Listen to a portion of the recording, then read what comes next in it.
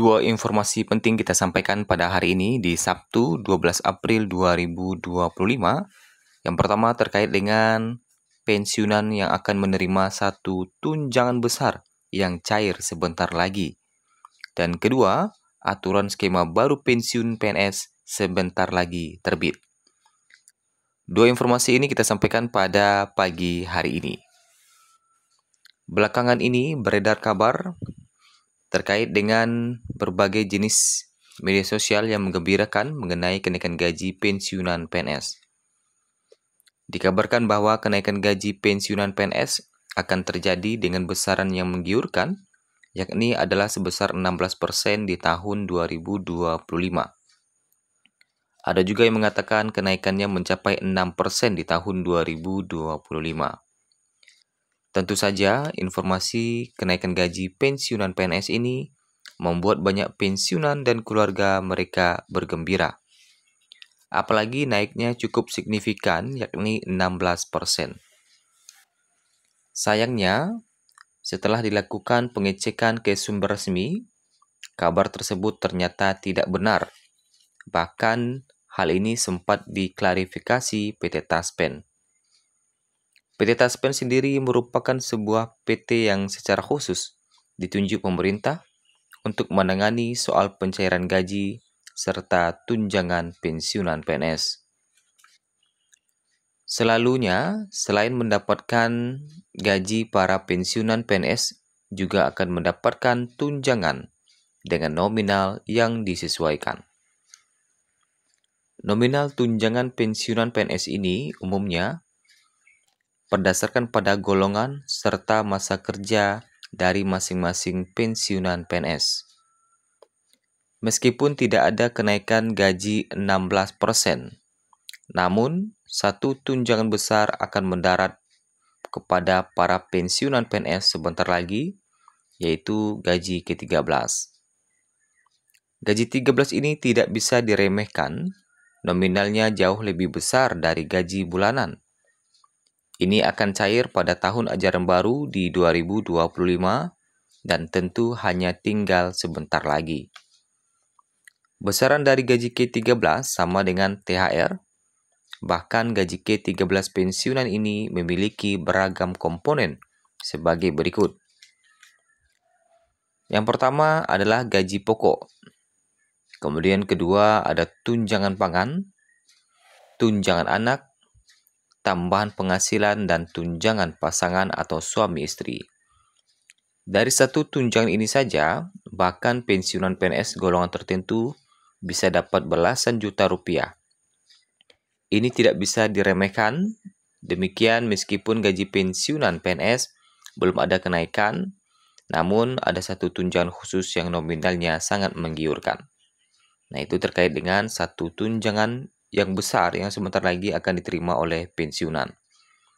Kita masuk di informasi kedua terkait dengan skema baru pensiun PNS atau skema pesangon yang sebentar lagi terbit. Nah, Menteri Pan-RB Abdullah Azwar Anas mengatakan aturan baru yang mengatur tentang skema pensiun aparatur sipil negara ASN masih dibahas. Menurut dia, aturan itu tak lama lagi akan selesai. Mudah-mudahan tidak lama lagi, kata Anas di kantornya.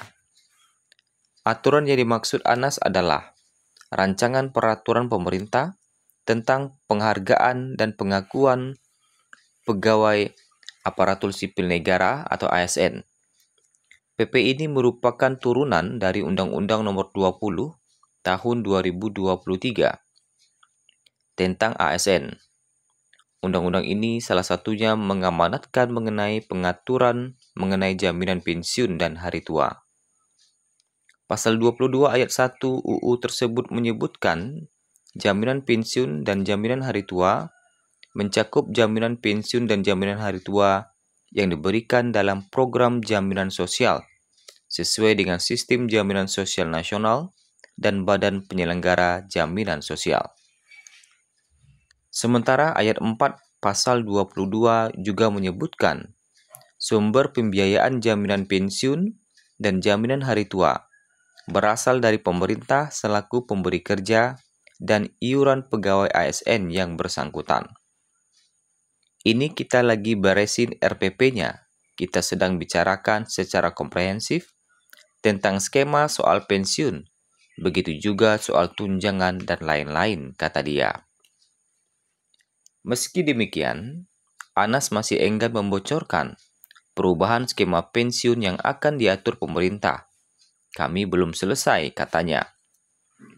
Sebelumnya, rencana pemerintah merombak skema pensiun sudah tertuang dalam dokumen kerangka ekonomi makro dan pokok-pokok kebijakan fiskal, KMPPKF 2025.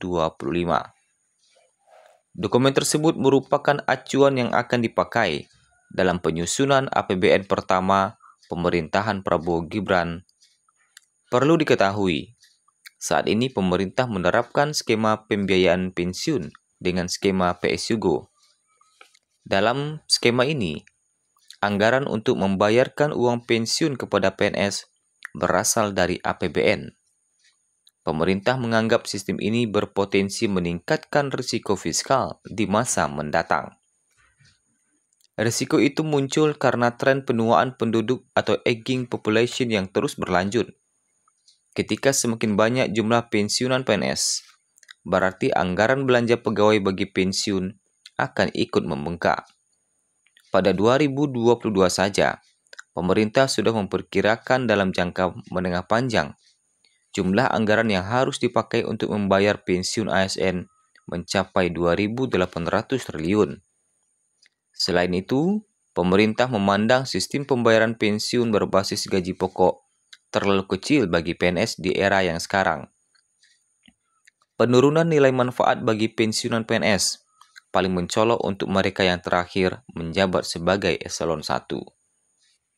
Nah, bagaimana kabar dari Sri Mulyani pada hari ini? Apakah Sri Mulyani telah menerbitkan beberapa macam aturan? Sri Mulyani dan Menkyu, ASEAN siapkan respon kebijakan tarif Trump. Respon tarif balas dendam Trump, Sri Mulyani kumpul bareng Menkyu ASEAN. Menkyu Sri Mulyani tegaskan ASEAN punya potensi di tengah dinamika perang dagang. Nah, ini ya, jadi lebih sibuk nih. Sri Mulyani umumkan APBN defisit 104,2 triliun per Maret 2025. Nah, itulah hal-hal yang lagi dibahas oleh Sri Mulyani. Karena kebijakan Menteri Keuangan Sri Mulyani Indrawati bersama Menteri Keuangan negara-negara ASEAN menyiapkan respon kebijakan tarif Presiden Amerika Serikat Donald Trump pada pertemuan Menteri Keuangan ASEAN di bawah keketuaan Malaysia. Sri Mulyani menyatakan kebijakan AS itu meruntuhkan sistem perdagangan dunia berbasis aturan seperti World Trade Organization dan Bretton Woods Institution.